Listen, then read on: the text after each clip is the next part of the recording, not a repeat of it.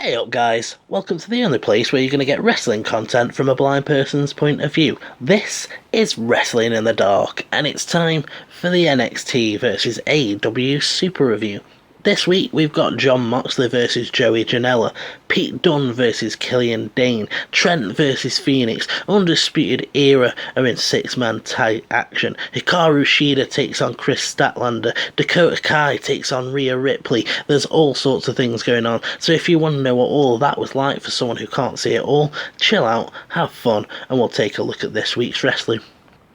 As always, I thought I'd let the coin flip app decide which show that I start with, as to show no bias, and AEW is Tails. Starting with AEW this week. Dynamite kicks off with six-man tag action. It's the Bucks and Dustin versus Sammy Guevara and Proud and Powerful, the Inner Circle, or a lot of members of the Inner Circle. Anyway, this was actually a pretty cool opening to the show. I have been slowly investing more and more in the Bucks, which is really good. The first few months I really didn't click with them at all. I got to the point where I didn't think that I was ever going to like them, especially after the Escalada de la Muerte. I was like, nope, I didn't keep up with that at all, and I just didn't think that I was going to enjoy it. But over the last few months, since they've started TV and they've been having matches regularly, and I've got a little bit more used to what they do, I actually started to invest in them a lot more, and I'm definitely getting into Guevara, Santana and Ortiz as well, just because they're cool, badass heel guys, and the Inner Circle, as much as I want to punch them in the face because they're so annoying, are also just doing really well here and providing great villains, which is just something that wrestling always needs, in my opinion. I don't think the Inner Circle knew what hit them at the beginning of this match. It was all face. It was all in the favour of the faces in the sort of beginning moments of the match. We get an arm drag from Dustin that takes down Sammy Guevara, an elevated drop kick by the Bucks. Guevara gets almost decapitated by a lariat from Dustin, hit with a pair of super kicks, and then all three of the faces hit moves as Matt gets a diving crossbody on all three members of the Inner Circle.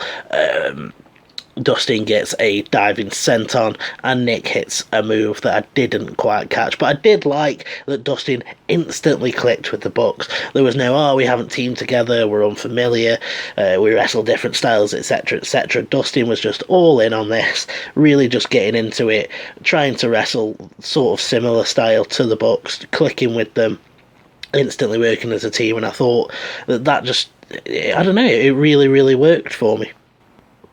Matt gets those locomotion Northern Lights suplexes, which I've grown to really, really appreciate. I like any suplex move where they manage to keep the control and deliver the next one and the next one, and however many they can hit. I've definitely seen that Matt usually hits three, tries to hit the fourth, and has definitely done that a few times. So I don't know, I think it's just a really cool little spot. There's definitely added to my interest, particularly in Matt. I think that I'm probably more interested in Matt than Nick, but that'll probably change in a couple of weeks after Nick's done a couple of cool spots. Then we get a double power bomb into the turnbuckle, not sure from who to who, but sort of assumed that it was from Proud and Powerful because the momentum switches after that. We get a cannonball senton from Santana using Ortiz as a springboard. I like how he did that. That was really cool. Then Guevara hits a senton atomico, and Proud and Powerful try that vertical suplex spot that they do, where they try and hold them there and pass them back and forth, which is a really, really cool spot. I think that's such a cool show of cocky power, but Matt manages to escape from that and hits a super kick.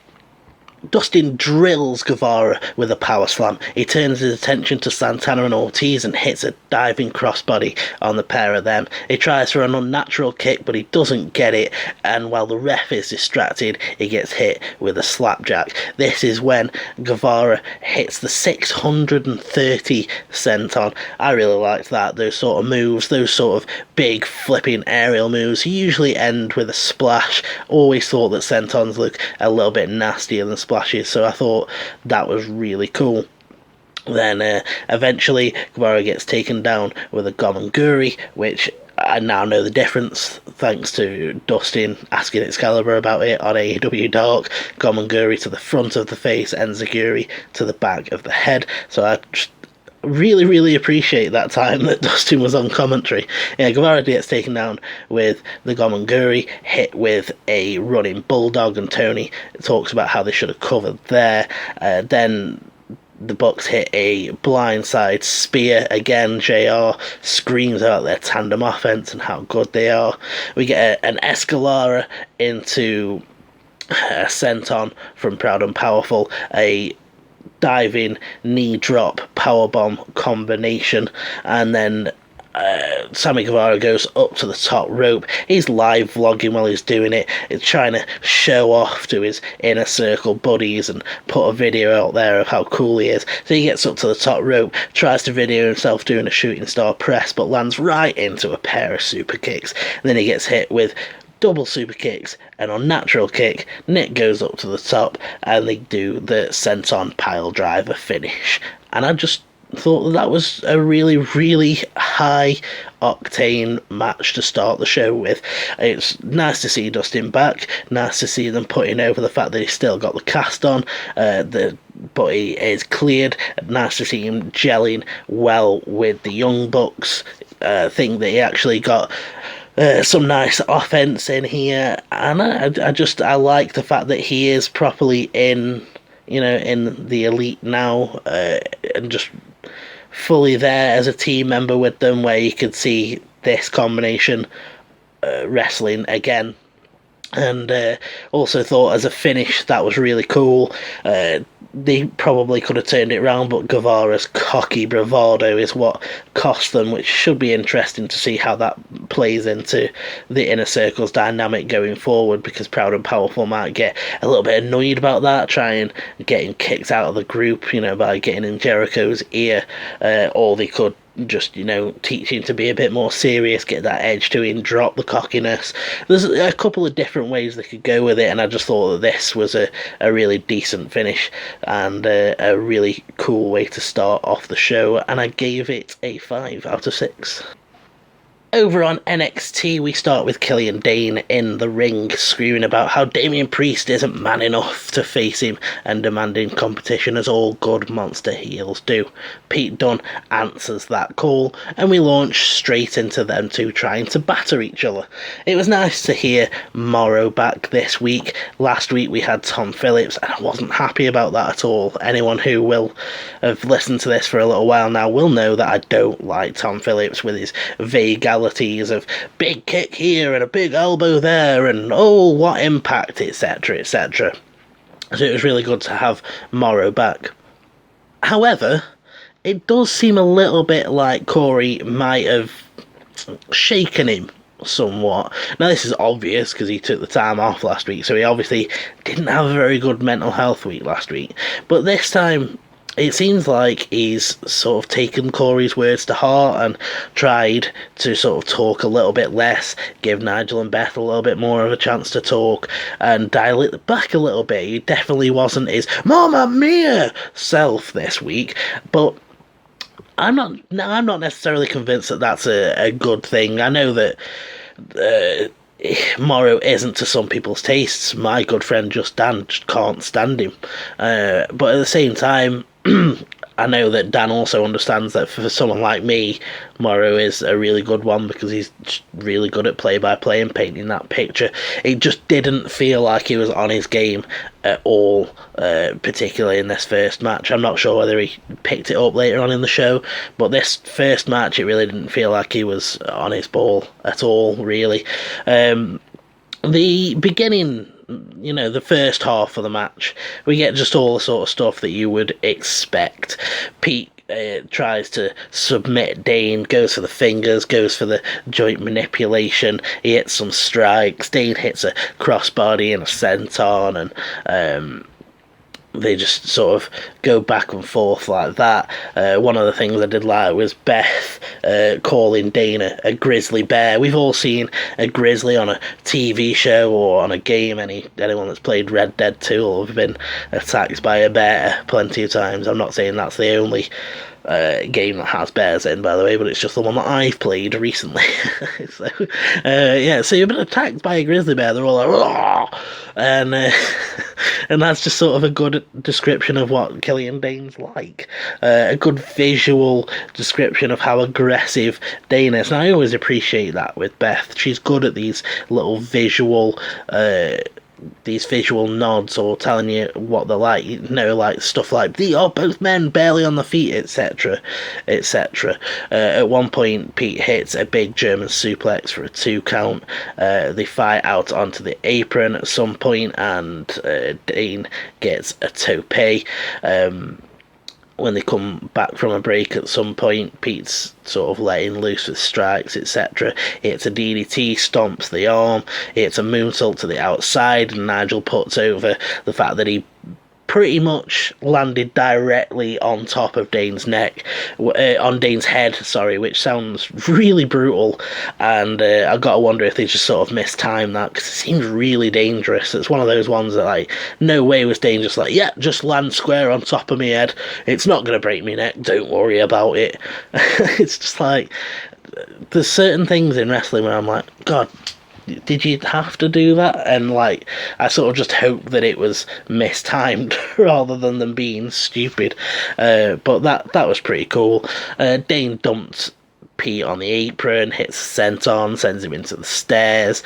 They fight for a bit. At one point, my Xbox manages to just pause. I don't know why it does it, but when I'm watching the WWE Network, it like pauses, freezes, and then like skips forward like 20-30 seconds, and that happened a few times throughout this show.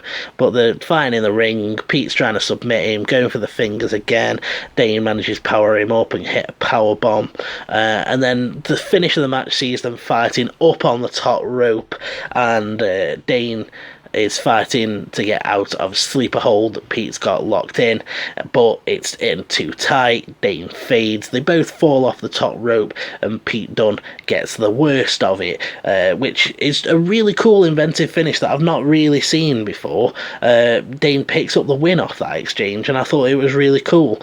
It doesn't damage Pete to take a loss here, especially not in the manner that he did. He should have won that match if Dane had fallen the right way or whatever. I thought it doesn't hurt Pete, gives Dane a nice win, makes him look like the monster because of how much punishment he dished out to Pete. Pete couldn't actually put him down, and like I said, I thought just them falling off the top rope and Dane ending up on top, I just thought was a really, really cool finish. This was a cool opening to the show, actually. Crowd was hot, they were just trying to batter the shit out of each other, and honestly, I've got no problem with that. I'm a huge Pete Dunn mark. I actually really appreciate all of his matches, so I was really happy that they started off the show with this. Having said that, I definitely think that Dynamite picks up the point in this first round, just because I'm actually really starting to like these tag team matches that they do in AEW, the style that they do, how fast it is with the tandem offense. When Excalibur's on his game and he can call those matches well, which I think that he did during that opening match, then they are really, really enjoyable and just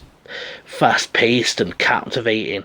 And as much as this Dane Dunn match was just a drag-out brawl, I don't feel like it had anything like a 630 senton or the double knee powerbomb combo and using each other as springboards and just all of that sort of stuff. It didn't have anything on that sort of level, so I think that Dynamite has to pick up the point here.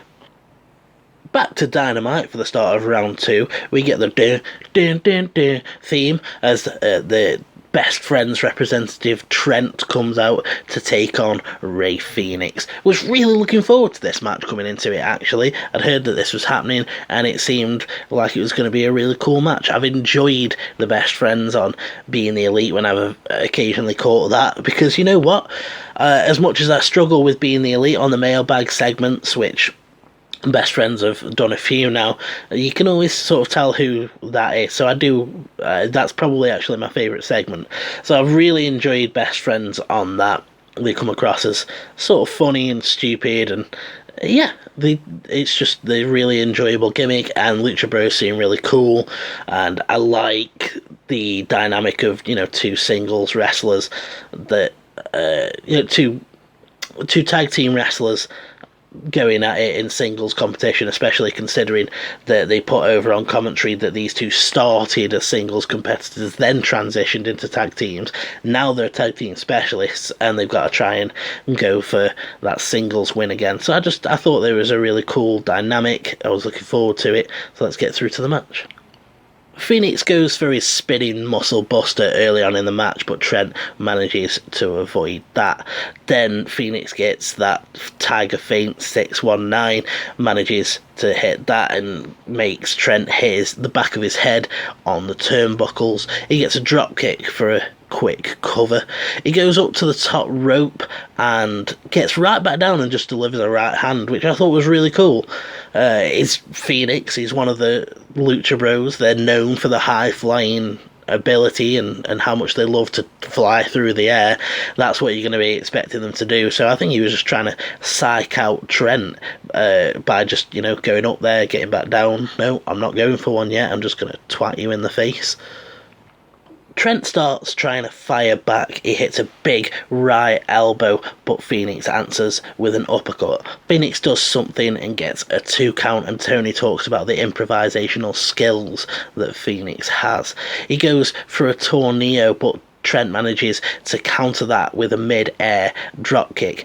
Trent gets a half and half suplex, sends Rey up and over to the outside. They fight out there. Fenix sends Trent into the barricade, but Trent answers with a spear. Then we get the spot where I didn't think that they were actually going to tell us what happens. Trent goes for the cover, but JR, of all people, JR actually tells us what happened, and Trent got the DDT.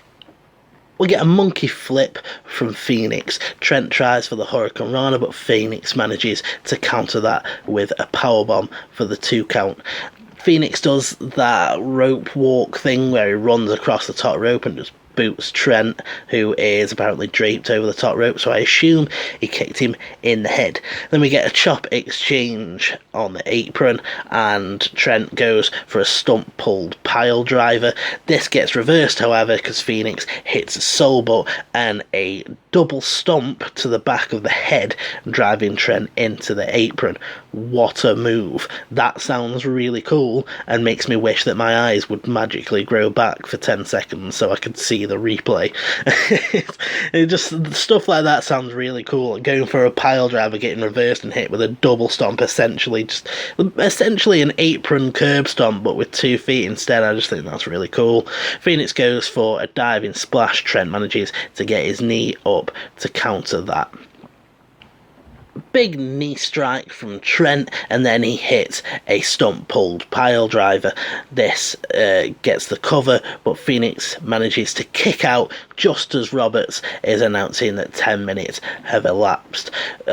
Trent uncovers his knee. He's going for that knee strike again, but Fenix manages to counter and gets that spinning muscle buster, which Excalibur tells us is a sit-out version, and I've never seen a sit-out muscle buster, so that sounds really, really cool.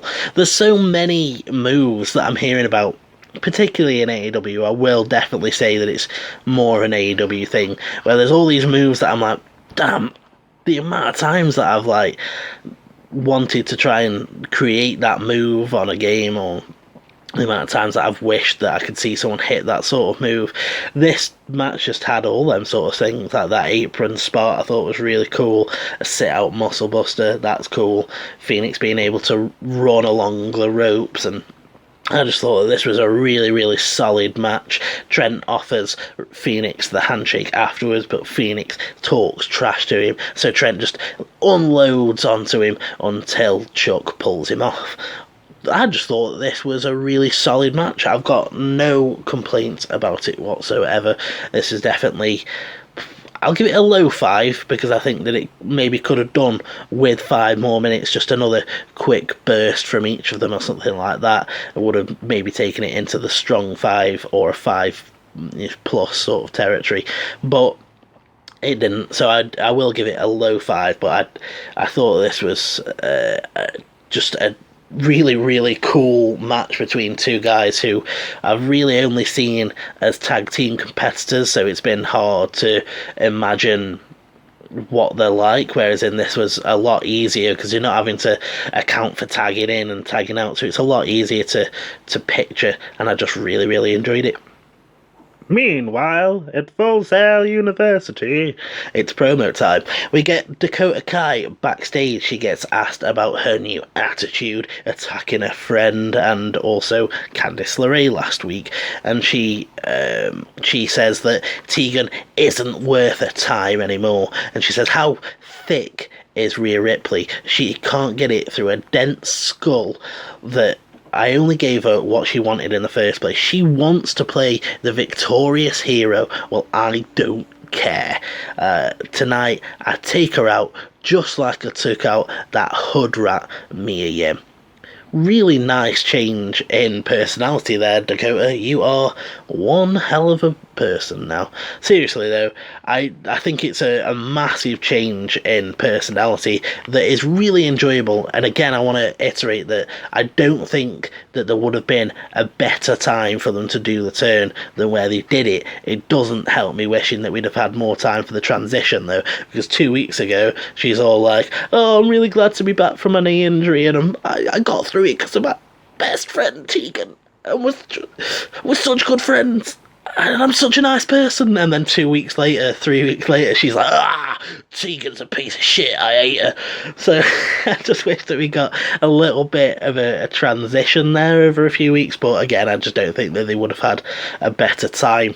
Then Undisputed Era come out. Adam Cole starts cutting a promo. He says that Undisputed Era had a November to remember. They invaded Raw and SmackDown, embarrassed them on Survivor Series. He says they're the Iron Men of NXT, but how do they get thanked? By Bobby Fish getting injured last week, by Cole getting pounced into the crowd like he's some sort of ragdoll.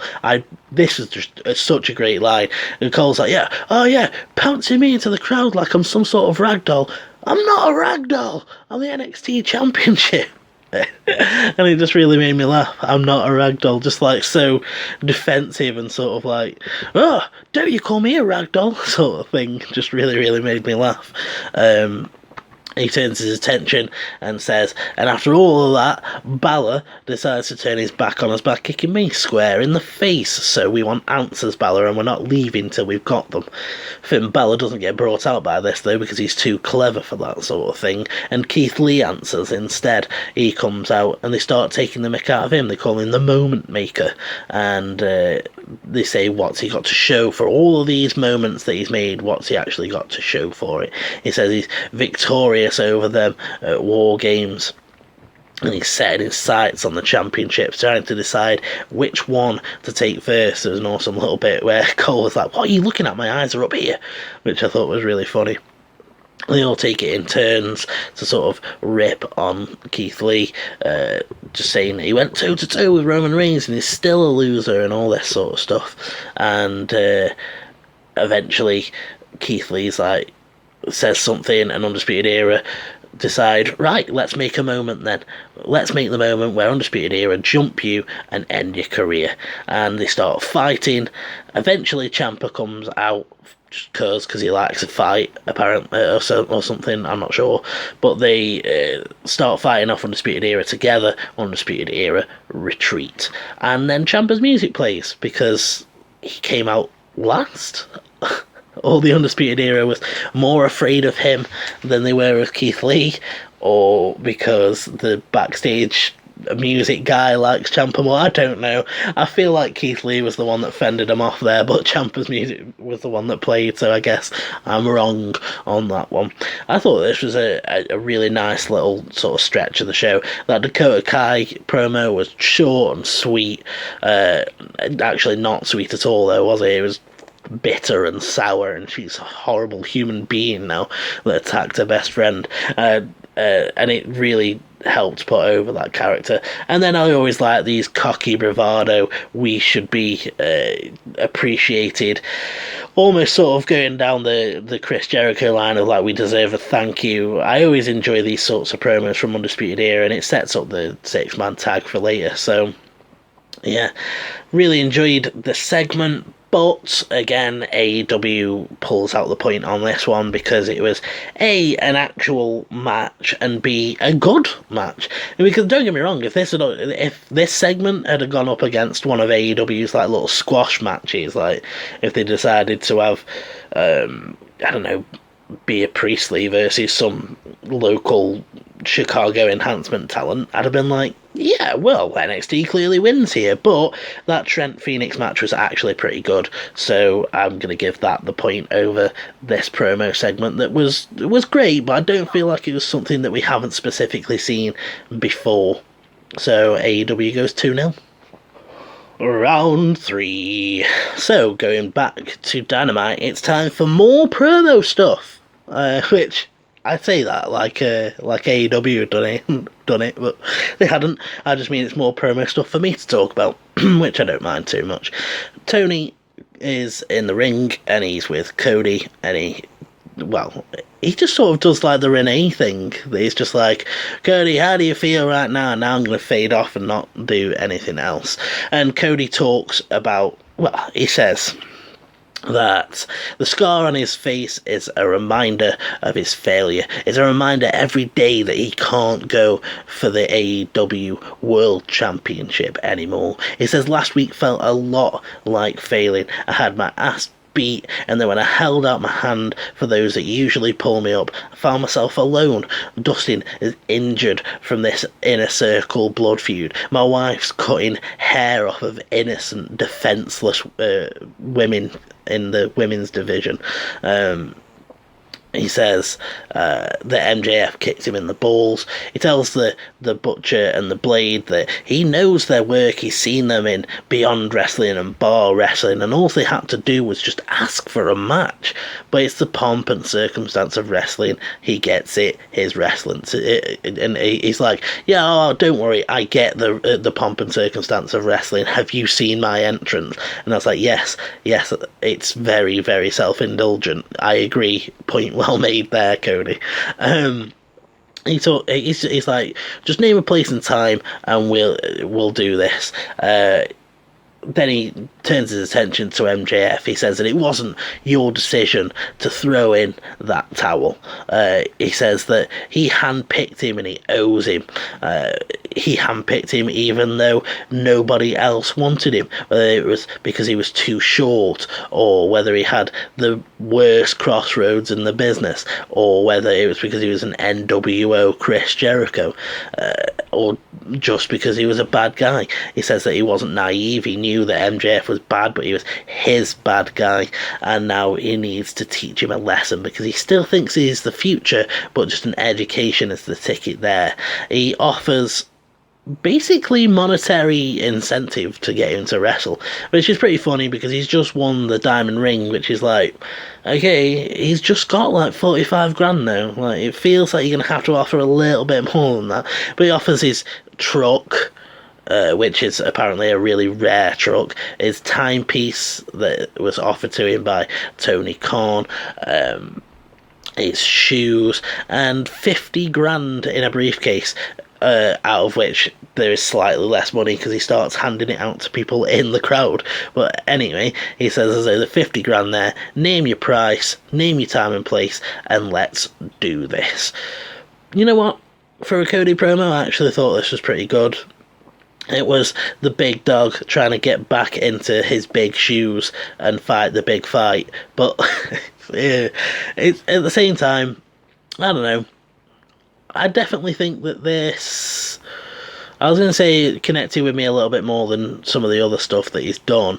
I do like that he's sort of got this chip on his shoulder about MJF. It's cool that he's got a fight. I was going to say on two different fronts, but it does seem to have turned out that the Butcher, Blade, and Bunny are aligned with MJF, which now means that MJF has his own faction, which would be the Butcher, the Blade, the Bunny, and Wardlow. what a weird little combination of names. You've got Maxwell Jacob Friedman? Yes, it's Friedman. Maxwell Jacob Friedman, the Bunny, the Blade, the Butcher, and Wardlow. But I thought this was a pretty cool promo. The fact that he was willing to sort of give him so much, like, I'll give you anything, I'll give you 50 grand, I'll give you my shoes, my truck, my timepiece, I don't care, all I want is to just fight you so I can teach you a lesson, that I can hurt you and beat you and lacerate you, etc, etc. I do like when Cody seems to have been wronged. I do like the fire that he has behind his words. On NXT, the next thing is Xia Li versus Shayna Baszler. We get a short promo from Xia Li where she says, "Last week you tried to bully me, but tonight I get to show the whole world how I fight, and I'll take you out," essentially. We did get a Kushida promo between that and the actual Xia Li Shayna Baszler match, but I'm going to get to that when I get to the actual Kushida bit. So let's get down to Xia Li versus Shayna Baszler. I was actually quite intrigued by that little tiny promo by Xia Li. I was like, ooh, she's showing some quite nice intensity there. I always like seeing people taking on Baszler because I'm a massive fan of Shayna, and I think that when she gets taken on by these aggressive opponents, she's at her best, and I always enjoy the matches way more than if she's just dominating them. So they both start out strong. They're just unloading on each other with strikes. Xia Li comes out on top with that one. She starts hitting overhand palm strikes. She gets a tornado kick, but after that, Baszler starts... Oh no, sorry. I'm getting a little bit ahead of myself. She gets the tornado kick. Baszler tries to lock her in the Kirifuda clutch. She escapes. She tries again. She escapes again. Then Xia Li tries to lock her own Kirifuda clutch on the champion. Obviously this doesn't work. After that, it sort of turns into Shayna's favour for a little bit because she starts working the arm. She's going after it, and eventually she hits that nasty stomp that she does right to the shoulder, and then carries on working the arm. Nigel's talking about the fact that from this position that she's in, she could go for any number of submissions. He's like, oh, she could go for the cross armbreaker Americana, she could go for the top wrist lock. I was just like, thanks, Nigel. I love how knowledgeable he is, because it just makes it makes Baszler seem more knowledgeable. The fact that Nigel puts over the fact that she could go for any of those submissions from the position that she's in, and I just think that's really, really cool. We get a double-feeted kick from Xia Li that knocks Shayna on her ass, and then Shayna gets Xia Li, slams her on the turnbuckle back first, and uncorks a right hand. She gets a gut-wrench suplex. Then Xia Li goes for the sunset flip. Initially, Shayna blocks it, but Lee does manage to get the bomb on it. However, shortly after that, Shayna locks in the Kirifuda clutch, and she picks up the win.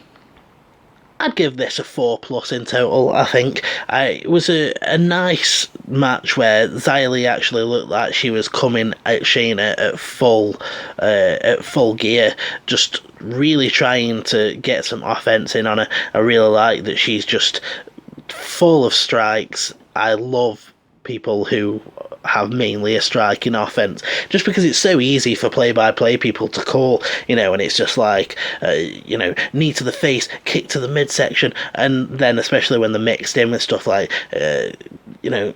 knee to the face, kick to the midsection, big DDT, double stomp, PK, and it's just always really easy for them to rattle off, so I do enjoy heavy strikers. So Xia Li's someone that I'm definitely going to be keeping my eye on, no pun intended, I don't have eyes, but I'm definitely going to be paying attention to her in the future, as well as it giving Shayna another little victim, another one bites the dust when it comes to Shayna Baszler. She's always putting them down. They knock them up. They put them up, she knocks them down, and I just think that this was better than just being a squash match. So I give it a strong 4+. And then, it's hard deciding between this and the Cody thing. The Cody promo was actually pretty good, especially considering it was a Cody promo, and I'm not a fan of AEW's resident big hound, large hound. She's the large hound. I'm not a massive fan of him, so when he comes out I do tend to be like, oh, whatever, and to sort of dismiss him. But it actually was a decent promo of a guy who's been wronged, trying to find a way to get his revenge from a smart coward, but smart coward. But at the same time, Xia Li's showing that she's not just going to back down. She's not afraid of Shayna. And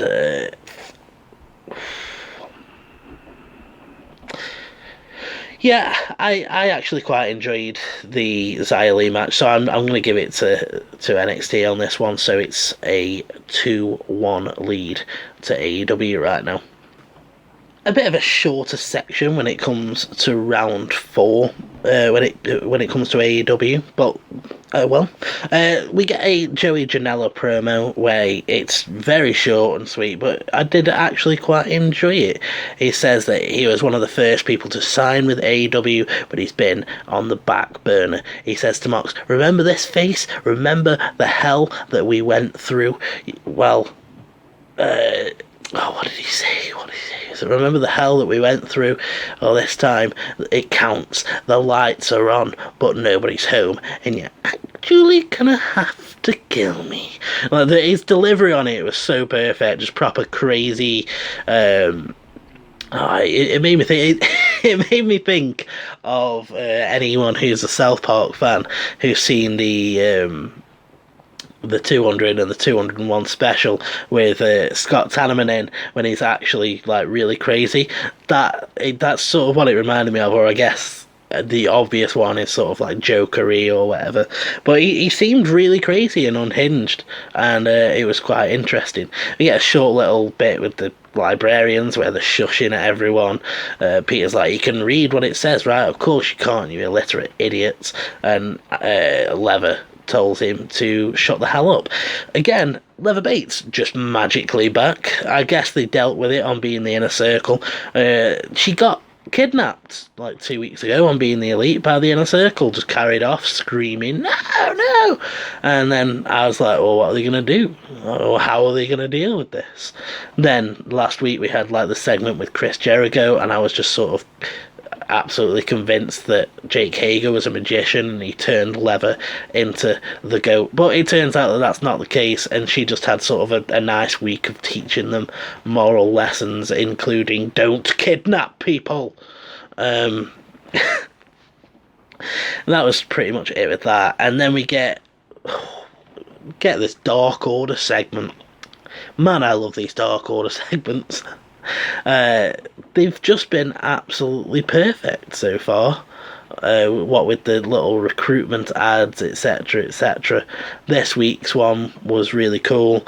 It was Dark Order there trying to recruit people. They're like, "Are you ready to lose it all? Will you become one with Dark Order? What is your reason for joining?" And the first guy's like, "Revenge." And they're like, cool. And then they ask the next guy, and they're like, Will you become one with the Dark Order? Will you disown your friends and your family and become one with the Dark Order? What is your reason for joining? And he just sort of cries and he's like, I just want friends. And then after that, it's just like screaming, crackling, more screaming.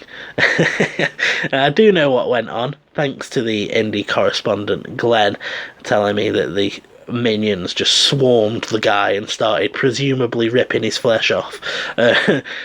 So they're either toughening that guy up or rejecting him. We'll soon see what it is. These are becoming the best thing on AEW right now. I'm not kidding. I'm super into these little Dark Order vignettes, man. Like, they're just so... Glenn, when I spoke to you, you said that you thought they're exactly what the Wyatt family should be, and that's exactly what I want them to stay away from, is the Wyatt family thing.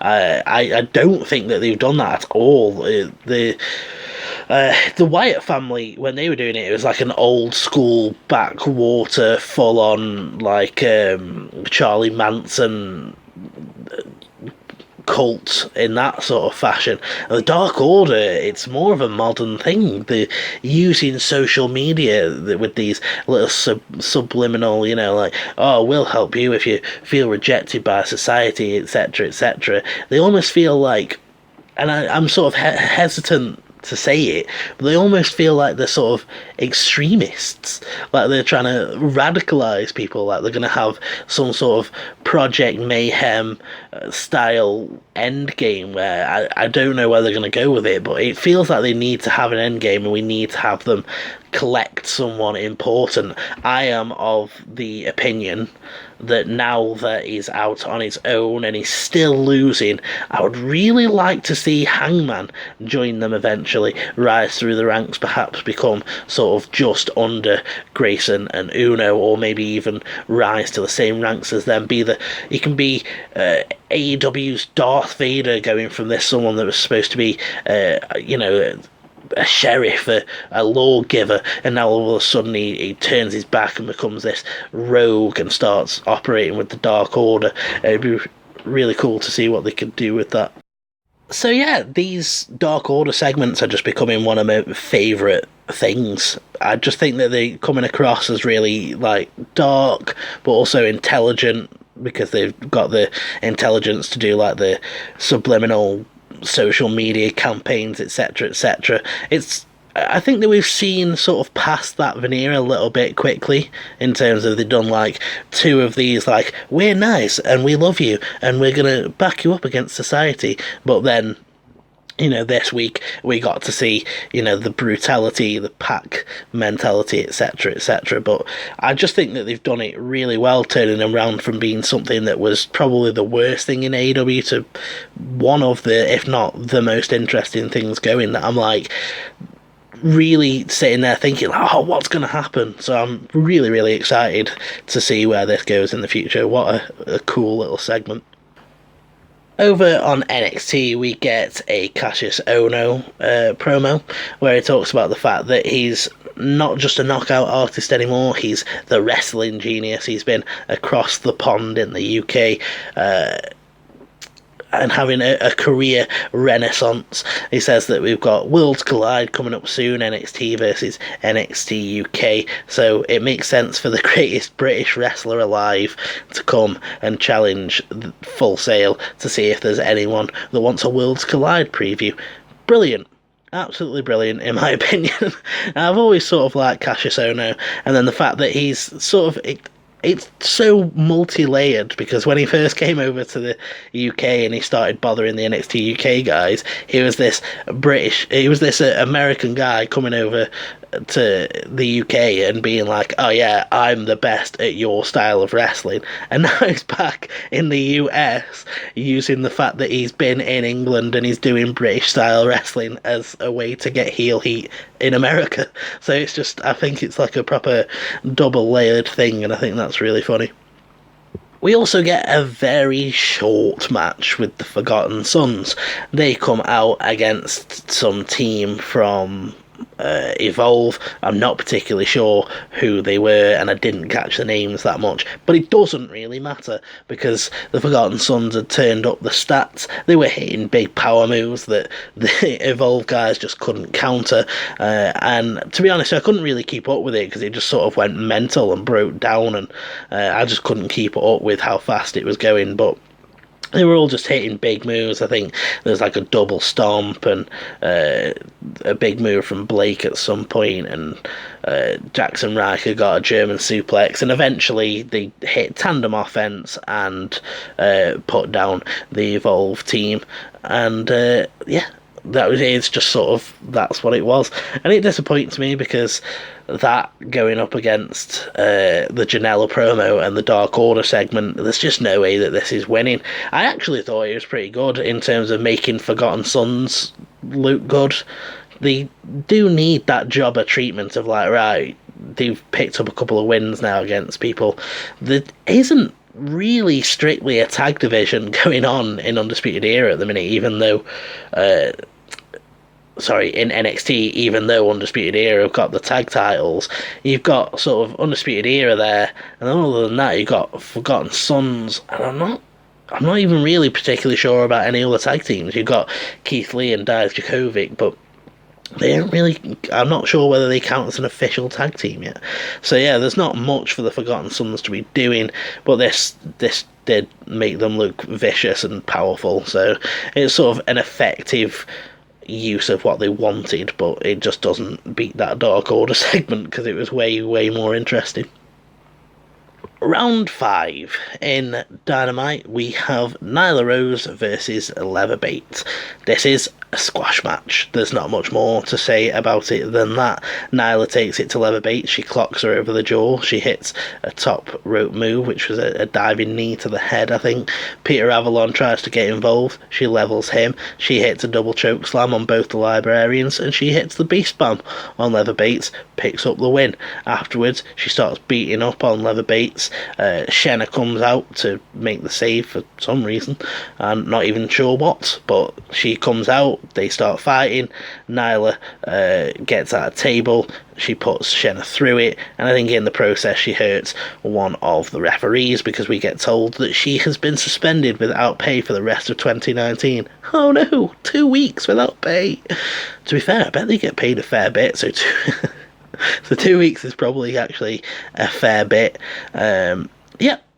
It's just, they're not afraid to do squash matches in AEW, which every week when it happens just sort of amuses me, because I know that when Glenn watches it, he's just going to be rolling his eyes like, oh, because it's like the one thing that he proper hates in AEW. It's a squash match, and I don't really have too much more to say about it.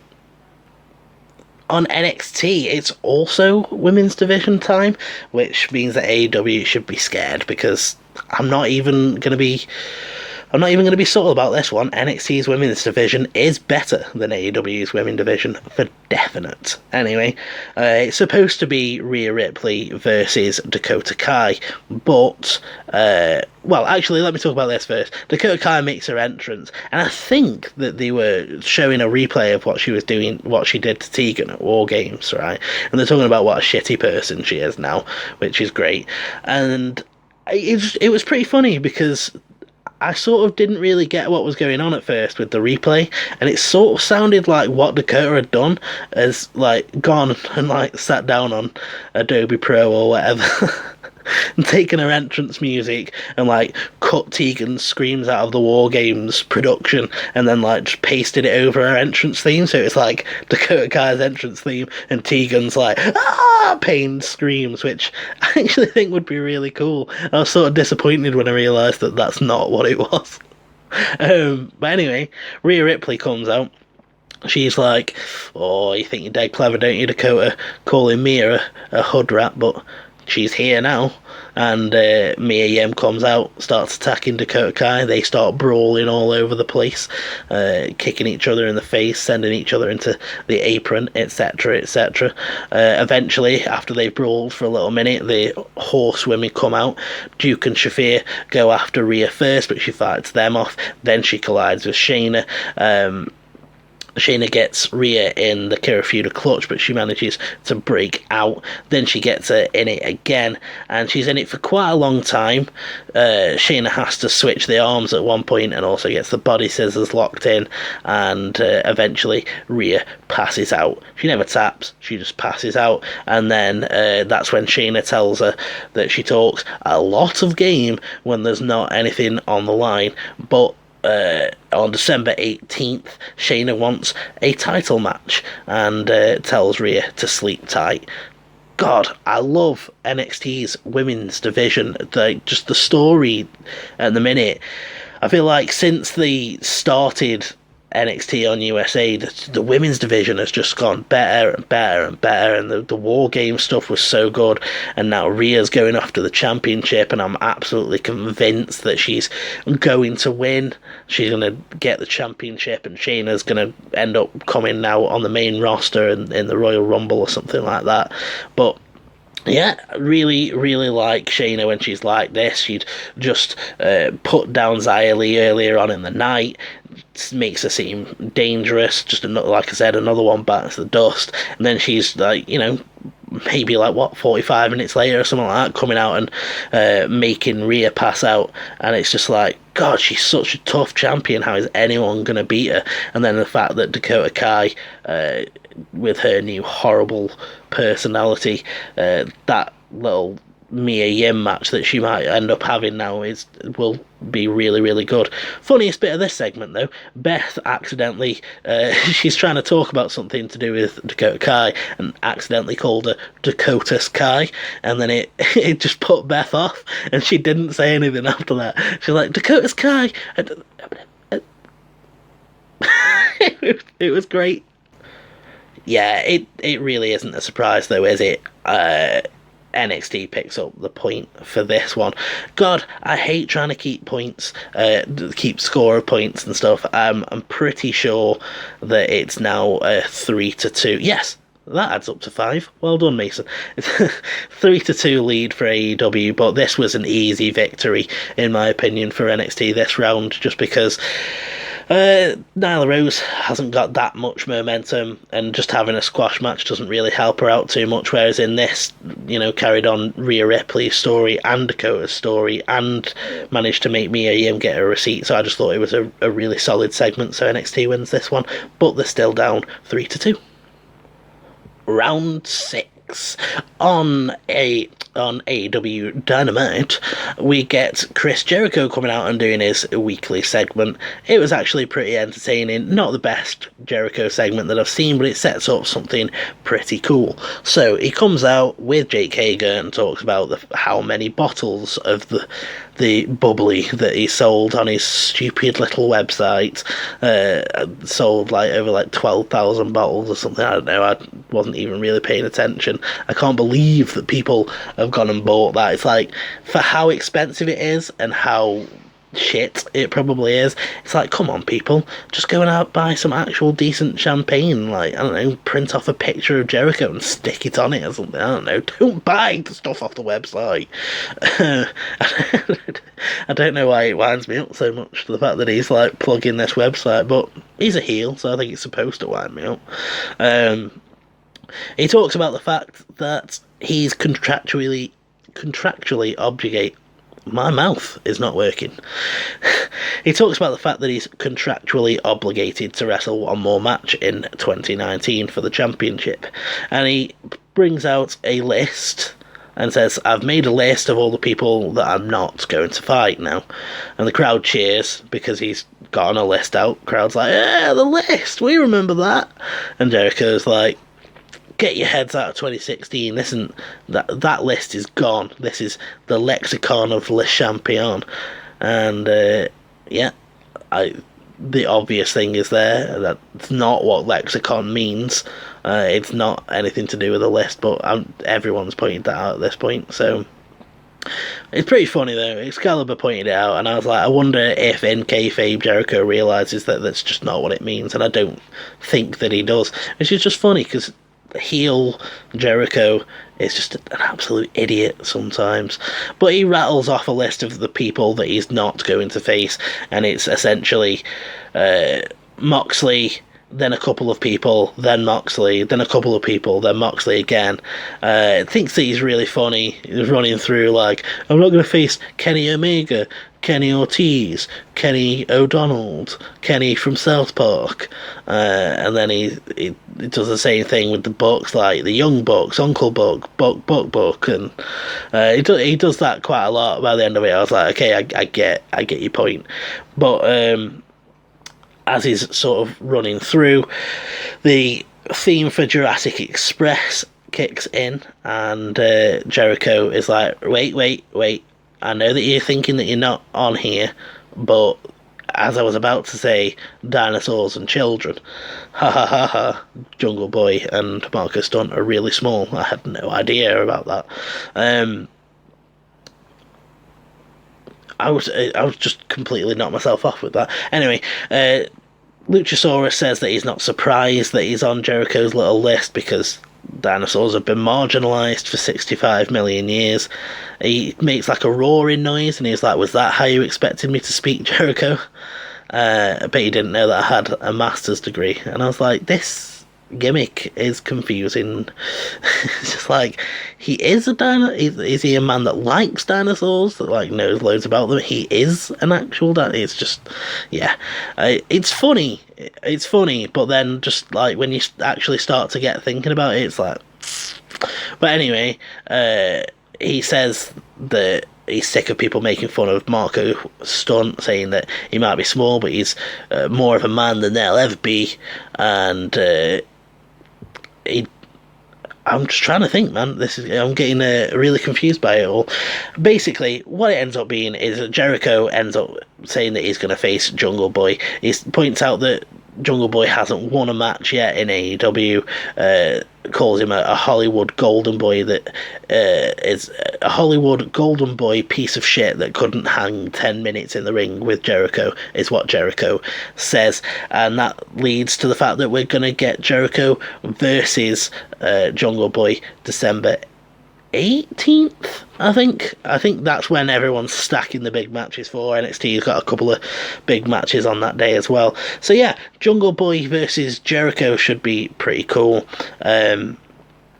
Just a quick note, I don't want to stick on it loads, but JR calling Marcus Stunt the Tiny Mite, which, yeah, I get it, he means like tiny and mighty, but it also makes him sort of sound like he's a dust mite, like he's minuscule. And he also makes a joke about him really beating the hell out of Jericho's kneecaps, and I'm like, unless he's actually going for his kneecaps, that makes him sound ridiculous. But yeah, this was an entertaining segment.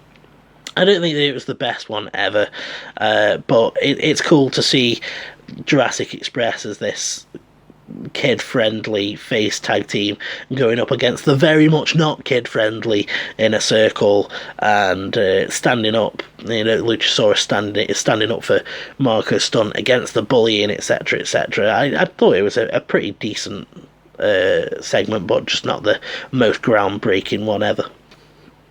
Next up, Cassius Ohno comes out to have his little open challenge thing, and who should answer but Matt Riddle. And this was sort of good, but also one of the most boring parts on the show. It was very, very slow paced because Cassius Ohno was trying to show what a wrestling genius he is, really trying to lay it on thick with that British style. We get a Riddleberg chant at the beginning, everyone Riddle, etc, etc.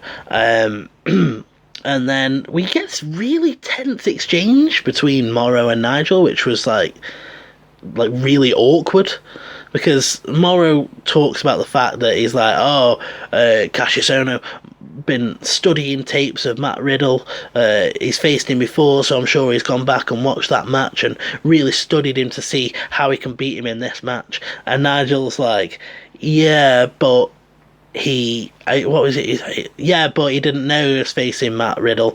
He didn't have time to prepare for him, but the fact that he's doing so well is just like a testament to how good he is.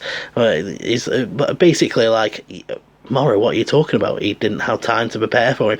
And Mauro's like, yes, well, what I was saying was that Cassius Ohno is a student of the craft, and he will have watched that match regardless of whether he knew he was facing Matt Riddle again. He'll have gone and watched that tape. And I was like, man, that was super duper awkward. Honestly, past that, this was a pretty basic match. We get all the stuff that you would expect from Matt Riddle. It's a German suplex, it's an exploder suplex, he gets the forearm smash, Riddle retreats out, Ono retreats out to the outside, Riddle hits a running penalty kick along the apron, they get back inside, Ono hits him with a big boot at some point, Riddle fires up, manages to hit him with like all of his offense, like with the final flash knee strike and the exploder suplex and the Broton, the floating bro, etc. Manages to get that big sequence that he always seems to hit. Ono kicks out of that. Ono's wrestling him down to the mat, getting the cravat / three-quarters Nelson locked in. At one point he's trying to submit him from it. At one point he gets a suplex from it. He wrestles him down to the ground multiple times.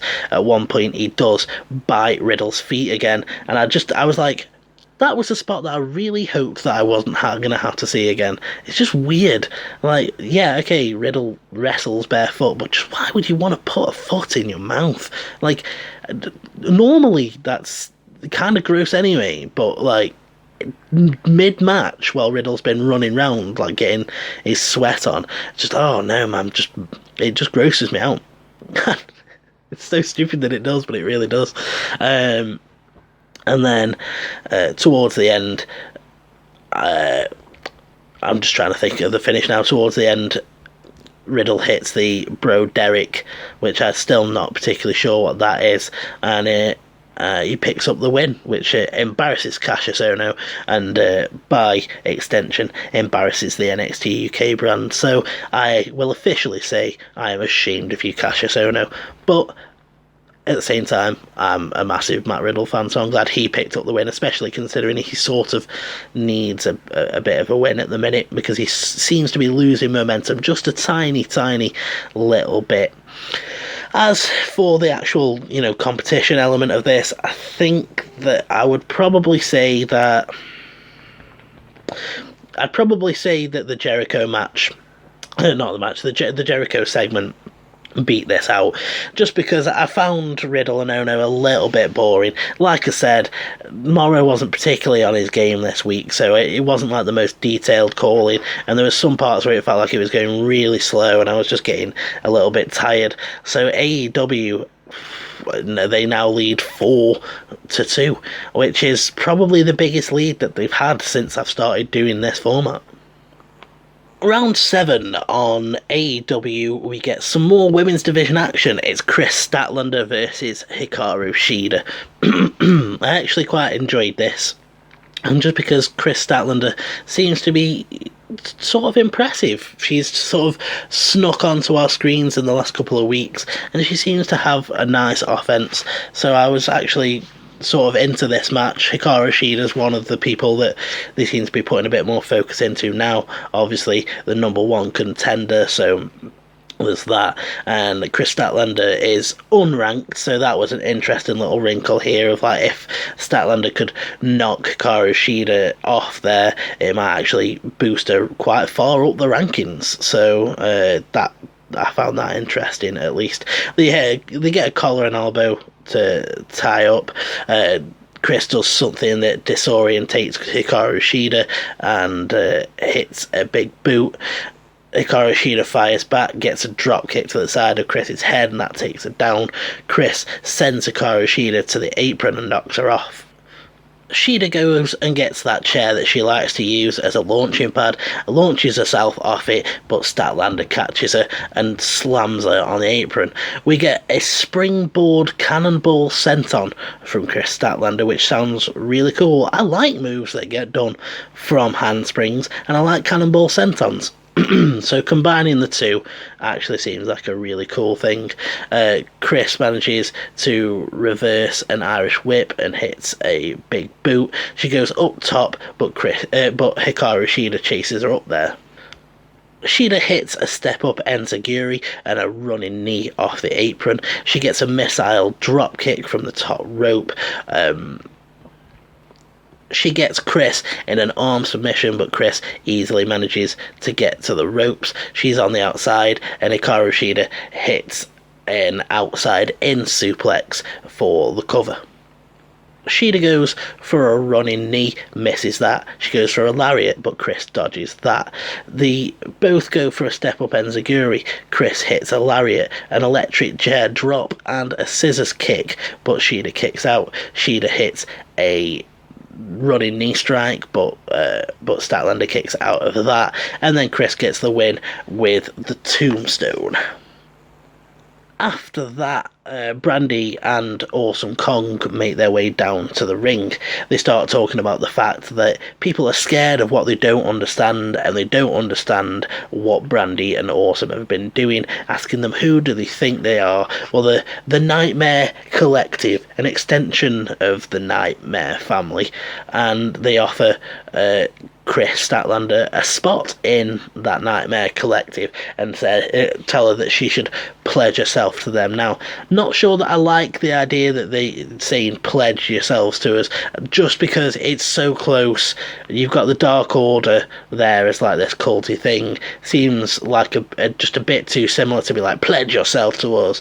But we do get a quite a cool thing with Statlander not wanting to join them, squaring up to Awesome Kong, and then a fan from the crowd. Now, I say a fan, obviously it's a quote-unquote fan, it's a plant, but this fan screams at Brandy that she loves her, that she's such a big fan, and she wants to join the Nightmare Collective. She cuts off a bit of her own hair and gives it to Awesome Kong, who adds it to the collection of hair that she now has. And they shave the fan's head, so she's now a member of the Nightmare Collective. I think that it's pretty cool that they've actually done something like that. I think that I'd like to see it with Dark Order, where if they could just put a few plants in the crowd, it'd be really cool if Dark Order came out and they like grabbed a couple of people from the crowd and like, or like people in the crowd were members of the Dark Order or something. I don't know. I just think that they could do something pretty cool with that. But this segment in general, I thought was pretty good. I've been enjoying Chris Statlander. I've been enjoying seeing her offense. That springboard cannonball senton sounds really cool. The fact that she's using a tombstone is pretty good. And I like the fact that they gave her the win over Hikaru Shida, which means that she's probably at least on the rankings now, if not sort of jumped ahead. It does show you at one point that Britt Baker is watching on, and Excalibur calls her Adam Cole's girlfriend, and I was like, what? Did you see Adam Cole on AEW? I just really wasn't expecting it, so it took me by surprise. But I'd give this a solid 4. A really good segment. Nice match between Statlander and Shida, and a nice little development in the story area in terms of finding out what Brandy and Awesome's mission statement is, and having the first person to turn them down, so now they've got problems with Chris, etc, etc. It was just a pretty nicely done segment.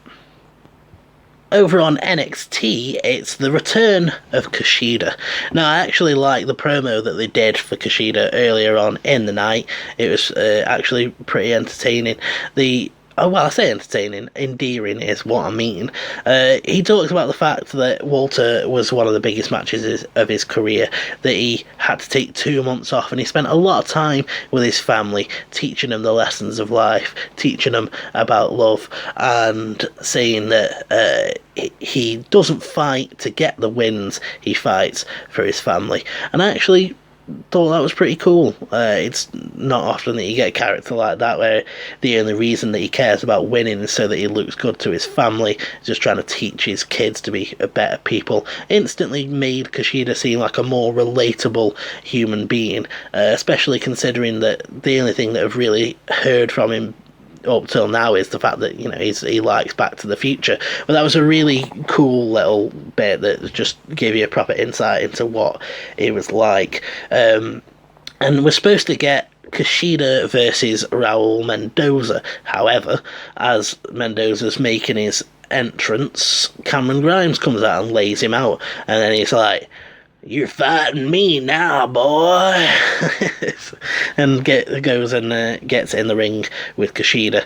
Kushida just manages to unload on him for the most part. Kush gets a kick and a diving plancher early on in the match. He goes for the octopus stretch once, but Grimes escapes. He goes for it the second time, but still doesn't get it. On the third attempt, he does get it, and he's hyperextending the limbs and delivers a big shot to the shoulder. Commentary puts it over like it was a really nasty, brutal kick, and it sounds like it was really cool. Cameron Grimes hits a big German suplex that Kushida manages to escape from. Kushida hits a cartwheel basement drop kick, and after that Grimes goes for a German suplex again, but Kushida manages to roll him up for the win. Now, I may have missed out a few spots here. My Xbox did do the thing, the freezing, and then just going forwards a little bit. I don't know how much of it I missed. I think it should only be about 20-30 seconds, so I probably didn't miss anything major.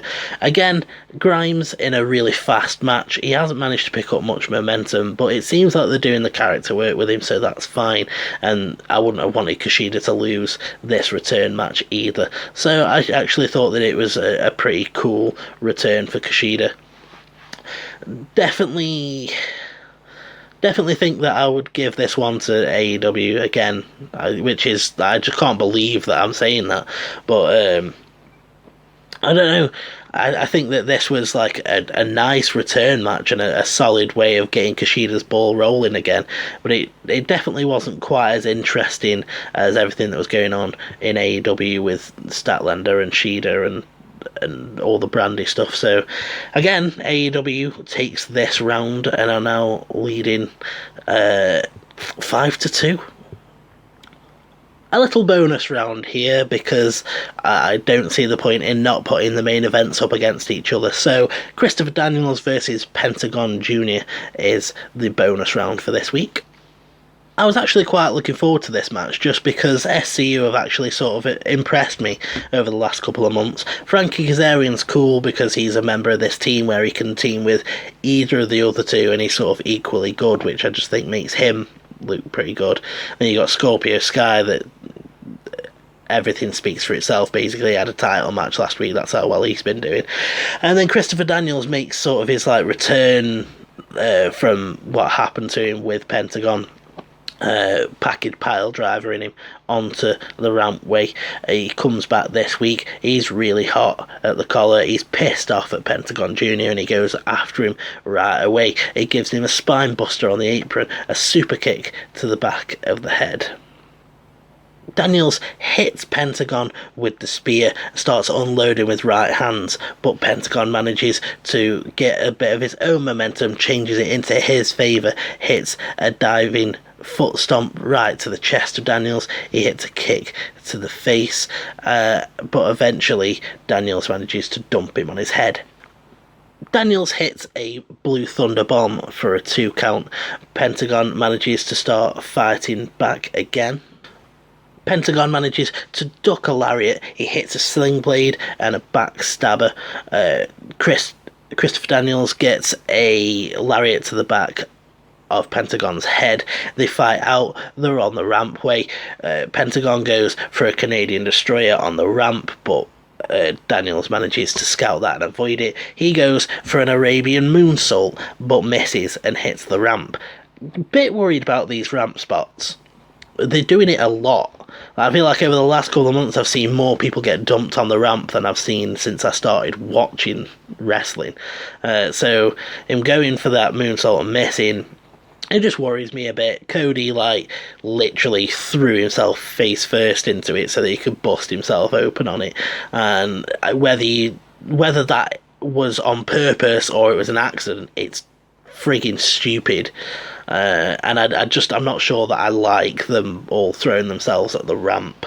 But yeah, he misses the Arabian moonsault. He manages to get Angel's wings on Pentagon, but Phoenix runs down for the distraction. While the ref is dealing with Phoenix, Pentagon just boots him in the dick. And that's the end of Christopher Daniels, because he just gets hit with the package pile driver and Pentagon picks up the win. Thought this was actually a fairly decent match. Wasn't quite as good as I thought it was going to be. Don't know if I enjoyed it quite as much as I enjoyed Trent versus Fenix, but it was nice to see Daniels come back and get a little bit of a payback for what Pentagon did to him, even if this carries on, because, you know, the low blow and all that lot, he's not just going to let that slide. So yeah, I enjoyed this.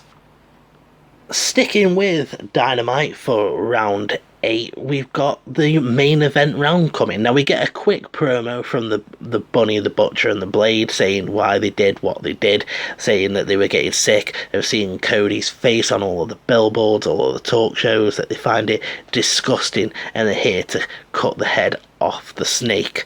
And then we get, in the main event, Darby...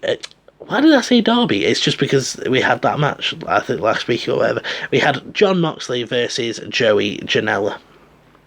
They start with the collar and elbow tie-up, something that they seem to have been doing quite a bit with these hardcore style wrestlers to show that they can actually wrestle. Again, I will say it, I've said it before, I don't really care whether they can or not. It's like, when I'm watching a horror film, I really don't need them to be like all artsy and like, look, I promised I can still like not be a horror film. It's like, I don't care. You are a horror film. Horrify me. It's the same thing with these hardcore wrestlers. It's like, yeah, okay, I don't need to see you like scraping each other up with barbed wire, etc., etc., and those hardcore spots all the time. But I don't know if I need to see them like chain wrestling and stuff either. It makes for a really boring sort of start to the match. The commentary didn't seem that into it either. But yeah, they get the collar and elbow tie up, they wrestle. Commentary says that Janella's getting out wrestled by Mox. Mox hits a big headbutt that sends Janella to one knee. Janella hits a double axe handle, and then they go into the break. We get the break, but they don't really call anything during that break. They'd like call hardly any moves at all. Watching on the Fight app, so yeah, I would have expected a little bit more to actually happen, especially considering that the person I happened to be watching with at the time was like, they're doing more than they were doing now, but commentary's saying less. Mox has Janella in a submission, has the leg grapevined, wrenching back on the neck. Janella bites Mox's hand. They fight and one of them slips off the apron and hits the face. Janella sends Mox into the barricade, but Mox hits a big boot on Janella on the outside. Janella counters a paradigm shift with a roundhouse kick. He gets a swinging DDT out on the ramp and also gets a suicide dive. He dodges a paradigm shift, dodges another one that Mox was attempting to hit from the middle rope. He gets Mox out into the timekeeper's area, puts him through the timekeeper's table, hits an elbow drop for a 2 count. Then Mox is hitting sledgehammer shots to the spine, hits an avalanche paradigm shift, and then hits another one and picks up the win. After that, the Inner Circle come out and they have a stare down with Mox as AEW is going off the air. This was nowhere near as good as I was expecting it to be. I'm not going to lie. I don't know. Their lights out match was really, really good, and not that I want them to have to wrestle the hardcore style all the time, because I don't even know, I haven't really made up my mind what I think of those types of matches yet, but at the same time, it was just a little bit boring, and it's sort of in the middle ground between, like, Joey not really putting up enough of a fight, but it also not being easy enough for Mox, because if they were just going to give Mox the win, I feel like Joey should have come out hard out of the gate at first, maybe got, 2 or 3 minutes, maybe 5 max, of like just sort of coming out of the gate hard with all of his offense, and then eventually it should have just sort of turned round and Mox should have just beat him easily. As it was, I felt like it was a little bit back and forth, and it also never felt like Janella was going to win, but it also felt like it wasn't as easy as I'd like it to be for Mox. So, as much as it was a decent match, I think that there's been better main events, and I definitely think that there's been better matches on AEW from both of these guys. I was a little bit disappointed with how it went off air as well, because with Inner Circle coming out and doing the little stare down with Jericho, with Moxley, I thought there was going to be some sort of brawl, but it just like cuts off air, and I was like, oh, it didn't seem like it was finished. But yeah, I'd give it a solid 4+. And finally, in the main event, it's six-man tag between the Undisputed Era's Adam Cole, Roderick Strong and Kyle O'Reilly versus Tommaso Ciampa, Keith Lee and Dominik Dijakovic. Keith Lee and Roderick Strong start the commentary point out that Keith Lee has got a victory over Strong in singles competition. They don't do much though before Tommaso Ciampa tags in. He comes in, stomps a mud hole in Roderick Strong and slams him for good measure. We get a pendulum backbreaker from Dominik Dijakovic, followed by a middle rope splash. He uses Kyle O'Reilly as a battering ram against Roderick Strong. He takes down two of Undisputed Era, but then Adam Cole comes in to try and stop him from getting so much momentum. We get clubbing blows to the jaw of Dominik Dijakovic, but he answers with a clothesline. It takes all three members of Undisputed Era to work together, dragging Dijakovic back into the hostile corner. Then my Xbox freezes, jumps forward to the bit where Tommaso Ciampa levels Cole with the Willow's Bell draping DDT. O'Reilly goes after Ciampa. Commentary puts over the fact that he's got those educated strikes, but Ciampa gets Project Ciampa. Then Undisputed Era hit the high-low on Ciampa, but Dijakovic comes and breaks it up. Keith Lee goes and levels Adam Cole. He hits a double shoulder block on the Undisputed Era, but he gets hit by a super kick from Adam Cole. Next minute, Finn Balor comes out from out of nowhere. He comes down, hits that shotgun dropkick, basement dropkick thing. I'm not quite sure what they called it. The John Woo dropkick or something. Either way, it's that basement dropkick that he does. Hits that on Cole. Gets the 1916 on Tommaso Ciampa just to show that he hasn't got any allegiances whatsoever. Keith Lee hits a spirit bomb on Finn Balor. Cole comes in, hits Keith Lee with the super kick, drops his knee pad, goes for the last shot, but Keith Lee catches him in a fireman's carry and gets the jackhammer for the win. And then after that, Regal comes out and says that he's decided that Cole will face someone for the championship on December 18th. But next week, we'll have a number one contenders match between Keith Lee, Tommaso Ciampa, and Finn Balor. I thought this was a really, really good way of closing out the show. They've got it down to a T now with Ciampa, Lee and Dijakovic in terms of how they've been working together to take down Undisputed Era. I like that they haven't necessarily just dropped it straight away. Like, now after War Games we sort of have a bit of a connection.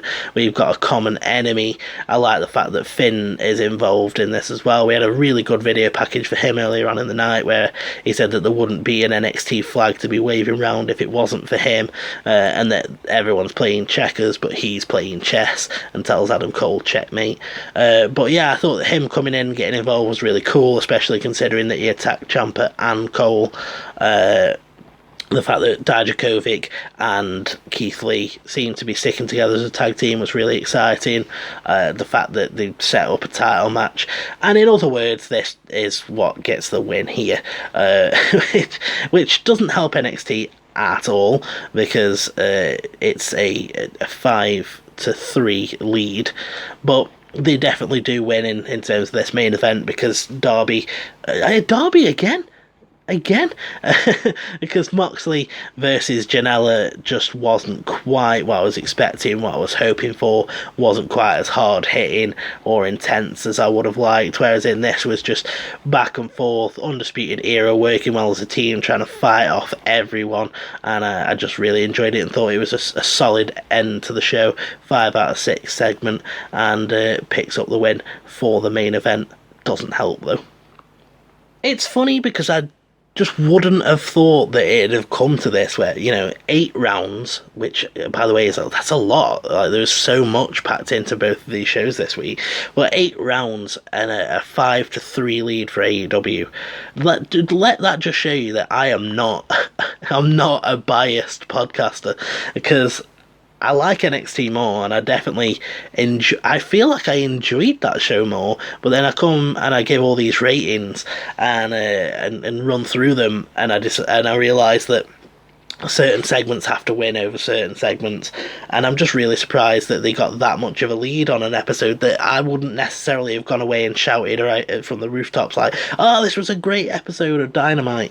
So yeah, a real big surprise there. And if you've got any thoughts on either Dynamite, NXT, or this episode of WITD, you can drop it in the comment section, you know where that is, or follow me on Twitter at Mason_WITD. If you've enjoyed this episode, click that like button. Every interaction helps the YouTube algorithm like me more. And if you never want to miss another episode of WITD, click that subscribe button and become my friend. There's also a Discord server in the description if you want that. Right, guys, I'm off, and you should have a good one.